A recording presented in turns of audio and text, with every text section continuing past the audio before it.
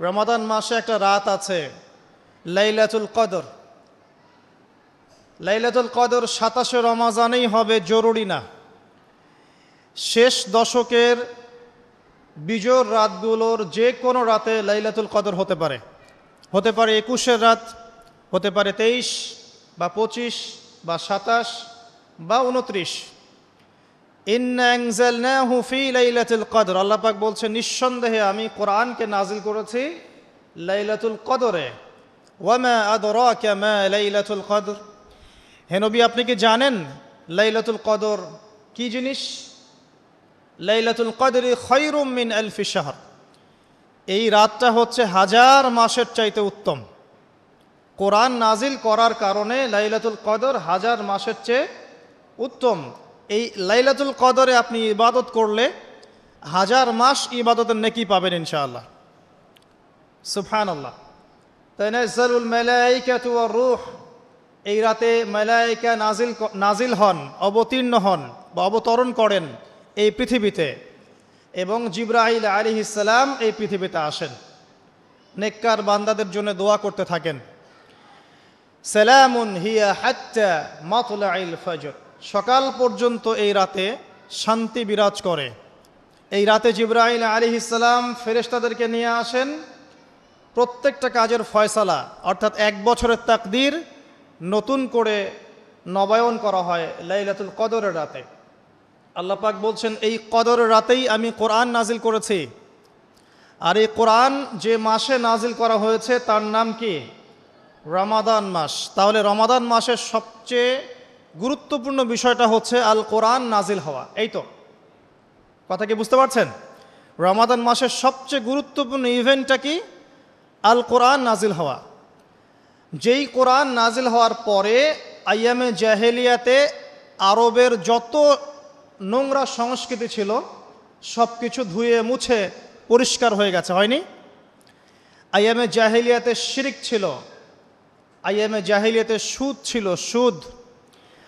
আইয়ামে জাহেলিয়াতে মাদক দ্রব্যের প্রচলন ছিল, নারীর অবমাননা ছিল, মেয়েদেরকে জীবন্ত কবর দেওয়া হতো, জেনা ছিল, ব্যভিচার ছিল, ধর্ষণ ছিল, মেয়েদের অধিকার ছিল না, দাস প্রথা ছিল, জুলুম ছিল, অন্যায়, মারামারি, কাটাকাটি, রাহাজানি, যুদ্ধ বিগ্রহ, এগুলো আইয়ামে জাহিলিয়াতে পূর্ণ ছিল। এইরকম একটা জাহেলি সমাজকে মাত্র 23 বছরের ব্যবধানে আল্লাহ রাব্বুল আলামিন পরিবর্তন করে দিলেন। সুবহানাল্লাহ। কে পরিবর্তন করলেন? মুহাম্মদুর রাসূলুল্লাহ সাল্লাল্লাহু আলাইহি ওয়াসাল্লাম। কিসের মাধ্যমে পরিবর্তন করলেন? আল্লাহর ওহী, কোরআন এবং সুন্নাহর মাধ্যমে। কত বছরের ব্যবধানে? মাত্র 23 বছর। মাত্র 23 বছর। 23 বছর পরের মক্কায় গিয়ে আপনি দেখবেন কোনো সুদ নাই, কোনো শিরক নাই, কোনো মাদক নাই, কোনো নারীর অবমাননা নাই। সেখানে মেয়েদেরকে আর ধর্ষণ করা হচ্ছে না, সেখানে আর মাদকদ্রব্য মানুষ খাচ্ছে না, সেখানে ভাই ভাই হয়ে গেছে সবাই, একে অপরের সাথে কোনো মারামারি কাটাকাটি ভেদাভেদ নাই, সবাই একটা উম্মাহ হয়ে গেছে। তো এই যে 23 বছরে একটা নোংরা সমাজকে আলোকিত সমাজে পরিণত করা হলো কিসের মাধ্যমে? আল কোরআনের মাধ্যমে। আর সেই কোরআন নাজিল করা হয়েছে রমাদান মাসে।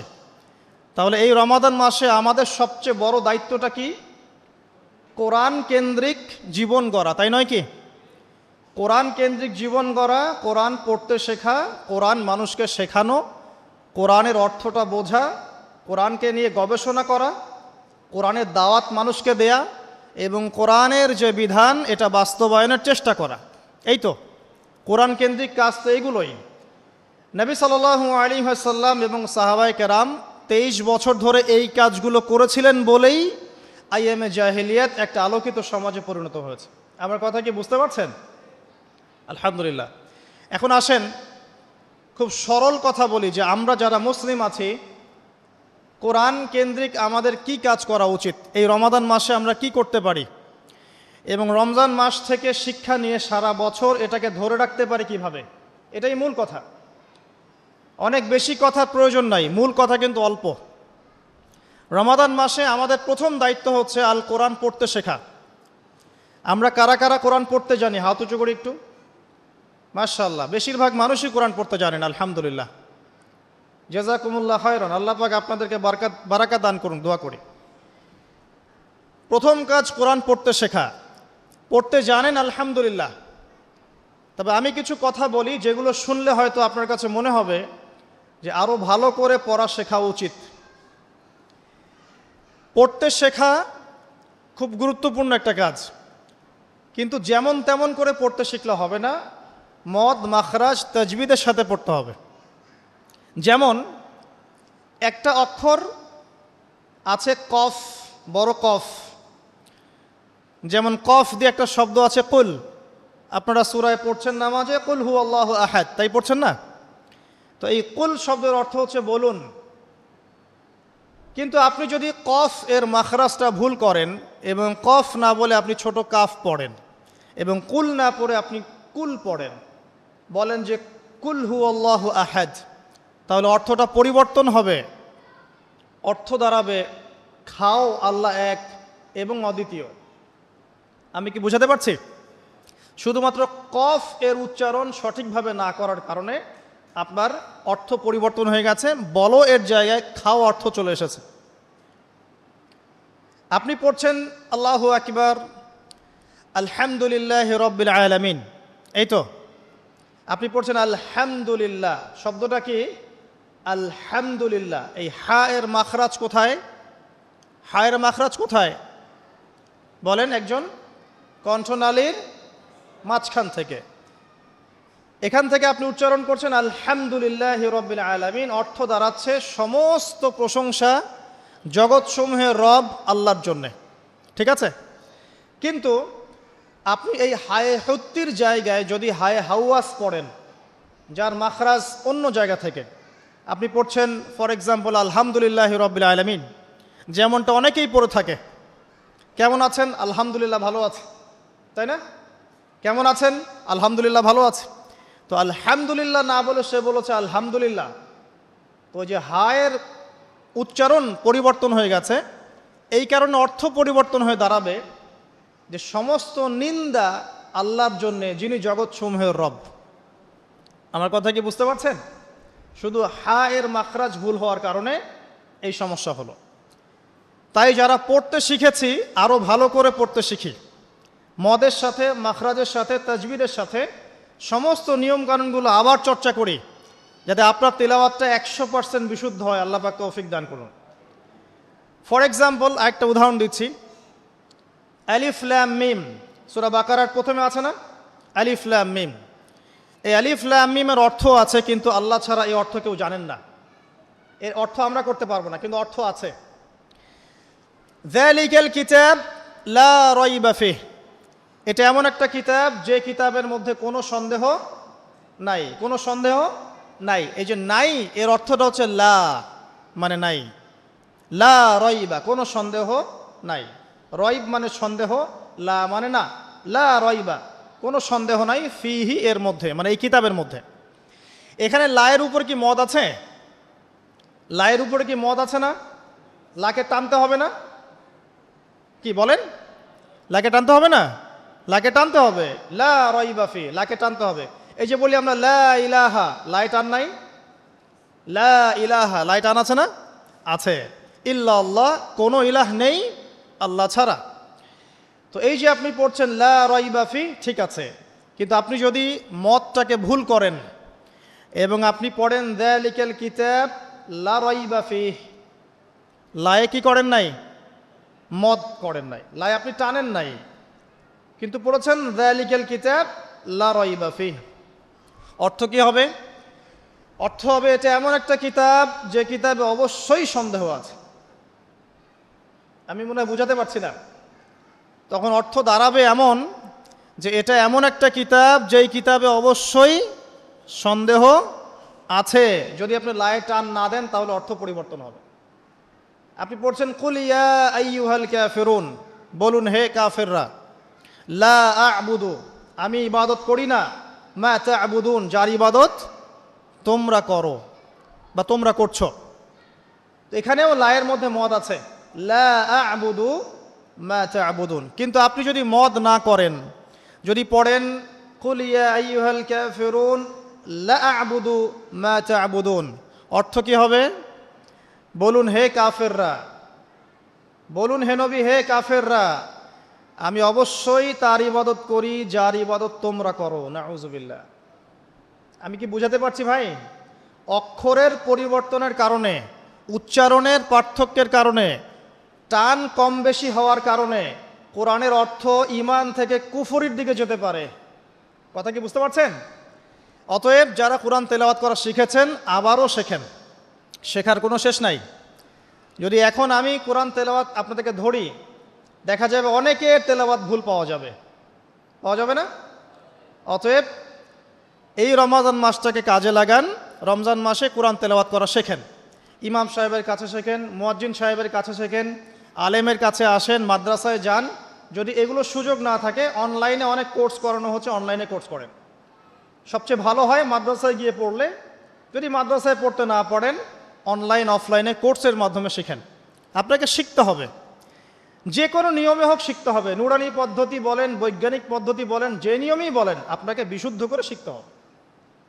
এবার শিখে ফেললে আপনি কি পাবেন? খুব সংক্ষেপে বলছি। শিখে ফেললে আপনি কোরআন তেলাওয়াত করবেন নিয়মিত। আমি পরামর্শ দেই, প্রত্যেক দিন এক পারা করে পড়েন। প্রত্যেক দিন এক পারা, তাহলে 30 দিন 30 পারা পড়া হবে। প্রত্যেক মাসে একটা করে খতম দিতে পারবেন, আপনি বছরে 12টা খতম দিতে পারবেন। যদি আপনি বিশুদ্ধ করে তেলাওয়াত করতে শেখেন, তাহলে রাসূল সাল্লাল্লাহু আলাইহি ওয়াসাল্লামের কিছু হাদিস আপনার জন্যে। নবী সাল্লাল্লাহু আলাইহি ওয়াসাল্লাম বলেছেন, ইকরাউল কোরআন, তোমরা বিশুদ্ধ করে কোরআন তেলাওয়াত করো। ফাইন্নাহু ইয়াতি ইয়াউমাল কিয়ামা শাফিআন লিআসহাবিহি, কারণ কিয়ামতের দিন কোরআন তার পাঠকের পক্ষে সুপারিশ করবে। সুবহানাল্লাহ। তিনি বলছেন সূরা বাকারা এবং সূরা আলে ইমরান সুপারিশ করবে, ওই পাঠকের উপরে ছায়া প্রদান করবে। কিয়ামতের মাঠে কোনো ছায়া থাকবে? আল্লাহর আরশের ছায়া থাকবে, কোরআন আপনাকে ছায়া দিবে। সূরা আলে ইমরান, সূরা বাকারা আপনাকে ছায়া দিবে। বিশুদ্ধ করে তেলাওয়াত করা শিখলে আপনি রাত্রেবেলা সূরা মুলক তেলাওয়াত করবেন। কোন সূরা? সূরা মুলক। যে ব্যক্তি রাতের বেলা তেলাওয়াত করে, এই ব্যক্তি মৃত্যুবরণ করলে ইনশাআল্লাহ তাআলা তার কবরের আযাব হবে না। কবরের আযাব কি চারটাখানি কথা? সূরা মুলক তেলাওয়াত করলে এই ব্যক্তিকে সূরা মুলক কবরের আযাব থেকে বাঁচিয়ে দিবে ইনশাআল্লাহ। 30টা আয়াত মুখস্থ করে ফেলতে পারেন। কোরআন তেলাওয়াত করা শিখলে আপনি আয়াতুল কুরসি পড়তে পারবেন। কোনটা? আল্লাহু লা ইলাহা ইল্লা হুয়াল হাইয়ুল কাইয়ুম, এখান থেকে শেষ পর্যন্ত। সূরা বাকারার আয়াত নাম্বার 255। প্রত্যেক ফরজ নামাজের পর যে ব্যক্তি বিশুদ্ধ করে আয়াতুল কুরসি তেলাওয়াত করবে, মৃত্যু ছাড়া তার জান্নাতে যাওয়ার কোনো বাধা নাই। সুবহানাল্লাহ। আর ছোট্ট সূরা আছে কিছু, সূরা ফালাক, সূরা নাস, সূরা ইখলাস। সকালে 3 বার সূরা ইখলাস, 3 বার ফালাক, 3 বার নাস। বিকেলবেলা বা সন্ধ্যার পরে 3 বার সূরা ইখলাস, 3 বার ফালাক, 3 বার নাস। নবী সাল্লাল্লাহু আলাইহি ওয়াসাল্লাম বলছেন, এই ব্যক্তিকে দৃশ্য অদৃশ্যের যাবতীয় ক্ষতি থেকে বাঁচানোর দায়িত্ব আল্লাহ নিয়ে নেবেন ইনশাআল্লাহ। কোনো বিপদ আপদ বালা মুসিবত হঠাৎ করে আপনাকে আক্রমণ করবে না ইনশাআল্লাহ। এরপরে আছে সূরা বাকারার শেষের 3টা আয়াত, লিল্লাহি মা ফিস সামাওয়াতি, এখান থেকে ফানসুরনা আলাল কওমিল কাফিরিন পর্যন্ত। নবী সাল্লাল্লাহু আলাইহি ওয়াসাল্লাম বলেছেন, যে ব্যক্তি রাতের বেলা এই আয়াতগুলো তেলাওয়াত করবে, সারা রাত নফল নামাজ পড়লে যে নেকি হতো, এই 3টা আয়াত তেলাওয়াত করলে সে নেকি হয়ে যাবে ইনশাআল্লাহ। এগুলো কি চারটাখানি কথা? সূরা আলে ইমরানের শেষের 10টা আয়াত রাতের বেলা তিলাওয়াত করা সুন্নাহ, সারা রাত নফলের নেকি পাওয়া যায়।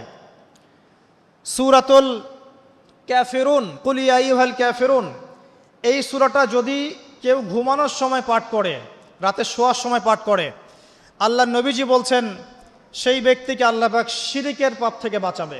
কোন পাপ? শিরকের পাপ। আর আমি অনেক লেকচারে বলেছি যে প্রতি 1000-এ 999 জন মানুষ জাহান্নামে যাবে। প্রতি 1000-এ 999 জন মানুষ জাহান্নামে যাবে। তাদের আমল নামায় যে পাপটা থাকবে তার নাম হচ্ছে শিরক। কথায় শিরক, কাজে শিরক, বিশ্বাসে শিরক। আর এই শিরকে এখন আমরা হাবুডুবু খাচ্ছি। মুসলিমরা বিশ্বাস করে আল্লাহ ছাড়া অন্য কেউ সন্তান দিতে পারে। বিশ্বাস করে না? বিশ্বাস করে।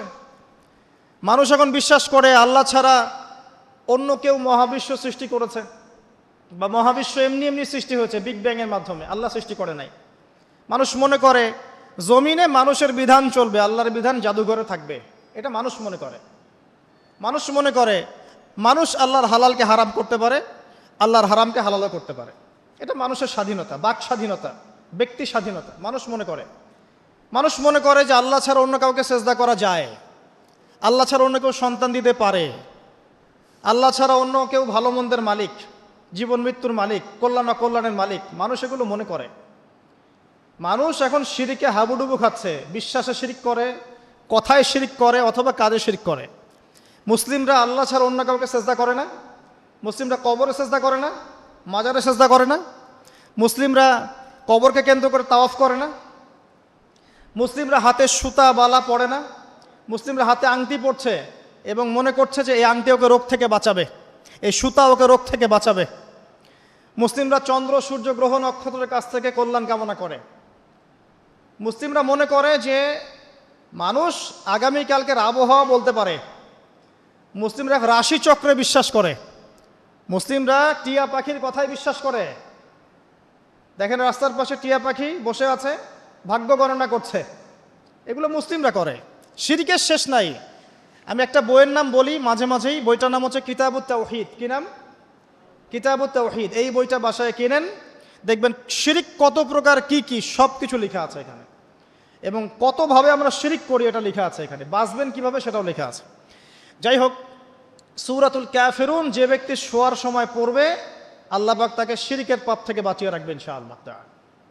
আল্লাহ পাক শিরকের একটা গোপন পাপ আছে, গোপন শিরক, রিয়া, মানুষকে দেখানোর জন্য আমল করা, লোক দেখানো আমল, এটা থেকেও আল্লাহ পাক বাঁচাবে সেই ব্যক্তিকে, যে ব্যক্তি সূরা কাফিরুন রাতের বেলা তেলাওয়াত করবে ঘুমানোর সময় ইনশাআল্লাহ তাআলা। আর অনেক সূরা আছে। কারো যদি চোখ লাগা, বদনজর, জিন ঘটিত কোনো সমস্যা হয়, সূরা জিনের প্রথম 10টা আয়াত পরে দম করে ফু দিবেন, দেখবেন ইনশাআল্লাহ রোগী ভালো হয়ে গেছে ইনশাআল্লাহ। কারো যে কোনো অসুস্থতা থাকলে চিকিৎসা করবেন, ওষুধপত্র খাবেন, সব ঠিক আছে, তার আগে সূরা ফাতিহা পড়বেন। সূরা ফাতিহা পড়ে নিজের গায়ে দম করবেন, পানিতে দম করে খাবেন, দেখবেন সূরা ফাতিহার মধ্যে শিফা আছে। সূরা ফাতিহার মধ্যে শিফা আছে। এই সূরা আরেকটা নাম হচ্ছে আয়াতুশ শিফা। এই সূরার মধ্যে শিফা আছে, আরোগ্য আছে, আর অনেক আয়াত আছে, এগুলো বলতে গেলে সময় শেষ হয়ে যাবে। প্রথম যে কাজ আমাদের, সেটা হলো আল কোরআনকে বিশুদ্ধ করে পড়তে শেখা। আমার কথা কি বুঝতে পারছেন? যারা পড়া শিখেছেন আবার পড়া শেখেন। কারণ কি আমি বললাম, আপনার অক্ষরের পার্থক্যের কারণে, মদ মাখরাজের পার্থক্যের কারণে, তাজবিদের নিয়মের ভুল ত্রুটির কারণে অর্থ পরিবর্তন হয়ে যেতে পারে। তখন সারাটা জীবন আপনি ভুল পড়ে যাবেন। আর আমি এটা আপনাকে হলফ করে বলতে পারি যে আপনি কোরআন যতটুকু তেলাওয়াত করছেন এবং নামাজে যে আরবিগুলো পড়ছেন, এগুলোর মধ্যে অনেক ভুল ভ্রান্তি আছে, আপনি জানেন না। যদি আপনি কোনো আলেমের কাছে যান, তাকে শোনান, তিনি আপনার ভুল ধরাতে পারবেন। অতএব আবার বিশুদ্ধ করে পড়া শেখেন, আল্লাহ পাক তৌফিক দান করুন। নবীজি বলেছেন সাল্লাল্লাহু আলাইহি ওয়াসাল্লাম, মান ক্বারাআ হারফাম মিন কিতাবিল্লাহি ফালাহু হাসানা। কেউ যদি একটা হরফ তেলাওয়াত করে কোরআনের, তার নেকি হবে কত নেকি? আল হাসানাতু কাআশরি আমসালিহা, এক নেকি 10 দিয়ে গুণ করা হবে। অর্থাৎ একটা হরফ তেলাওয়াত করলে 10 নেকি হবে ইনশাআল্লাহ। আলিফ লাম মিম পড়লে 10 নেকি হয় না, আলিফ লাম মিম পড়লে 30 নেকি হয়। কারণ আলিফ একটা হরফ, লাম একটা হরফ, মিম একটা হরফ। আপনি কি জানেন কোরআনে কতগুলো হরফ আছে? আল কোরআনে 600টা পৃষ্ঠা আছে। কত পৃষ্ঠা? একটা হাফেজি কোরআনে 600 পৃষ্ঠা থাকে। প্রত্যেক 20 পৃষ্ঠায় একটা করে পারা শেষ হয়। প্রত্যেকটা পৃষ্ঠার মধ্যে 15টা করে লাইন থাকে। কয়টা লাইন থাকে? 15টা লাইন থাকে। প্রত্যেকটা লাইনের মধ্যে 9টা করে গড়ে শব্দ থাকে। গড়ে 9টা করে শব্দ থাকে। এক পৃষ্ঠায় দেখবেন 134 বা 135টা শব্দ থাকবে। এখন 600কে আপনি 135 দিয়ে গুণ করলে দেখবেন আল কোরআনে 77,800টা শব্দ আছে। 77,800টা শব্দ আছে, মানে প্রায় 78,000 শব্দ আছে। এটা হলো শব্দের কথা বললাম। এই শব্দগুলো সব নতুন শব্দ নয়, এগুলো বের হয়েছে মাত্র 4 থেকে 4,500 শব্দ থেকে। মাত্র 4 থেকে 4,500 শব্দ থেকে। এই শব্দগুলো আবার 3 ভাগে ভাগ করা যায়। এক ভাগ হচ্ছে নাউন্স, নাউন্স তো বোঝেন, বিশেষ্য, যেগুলোকে আমরা ইসম বলি, যেমন আল্লাহ, মুহাম্মদ, জিবরিল, মিকাল, ইব্রাহিম, ইসমাইল, এগুলো নাউন মানে বিশেষ্য। একগুলো আছে ফেল বা ক্রিয়াপদ, যেমন না'বুদু, নাস্তাইন, নাতরুকু, ইয়ামালুন, ইয়াফআলুন ইত্যাদি। অনেকগুলো আছে ফেল মানে ক্রিয়া। এই ফেলগুলোই মূল জিনিস, এগুলো ভার্বস। এগুলো 2 ভাগে ভাগ করা যায়, ফেলে মাজি এবং ফেলে মুদারে, অতীতকাল এবং বর্তমান ভবিষ্যৎকাল। আরেকগুলো আছে হরফ বা অব্যয়, এগুলোকে আমরা ইংরেজিতে বলি প্রোনাউন্স বা প্রিপোজিশন বা কনজাংশন, ইন্টারজেকশন, এগুলো সব কিছু মিলেই হরফ। এই অল্প কিছু শব্দ থেকে কোরআনের ৭৮,০০০ শব্দ বের হয়েছে। কোরআনের যদি কেউ 400 থেকে 500টা মাজদার জানে, মাত্র 400 থেকে 500টা মাজদার, ইনশাআল্লাহ তাআলা সে কোরআনের 70% অনুবাদ করতে পারবে ইনশাআল্লাহ। কথা কি বুঝতে পারছেন? হয়তো কিছু বুঝতে পারছেন না। মাত্র 400 থেকে 500টা মাজদার, মূল ওয়ার্ড, রুট ওয়ার্ড কেউ যদি জানে, এবং এই একটা শব্দ থেকে অনেকগুলো শব্দ তৈরি করার ট্রান্সফরমেশন পদ্ধতি আছে, একটা আরবি ব্যাকরণ একটা পদ্ধতি আছে, যে একটা শব্দ থেকে আপনি অনেকগুলো শব্দ তৈরি করতে পারবেন। আরবিতে এরকম পদ্ধতি আছে। এই পদ্ধতিটা যদি সে জানে এবং এই সিনোনিমসগুলো, ভোকাবুলারিগুলো মনে রাখতে পারে, মাজদারগুলো মনে রাখতে পারে, ইসিমগুলো মনে রাখতে পারে, হরফের ব্যবহারগুলো জানে, সে ইনশাআল্লাহ তাআলা অল্প সময়ের মধ্যে 70% কোরআনের অনুবাদ করতে পারবে ইনশাআল্লাহ।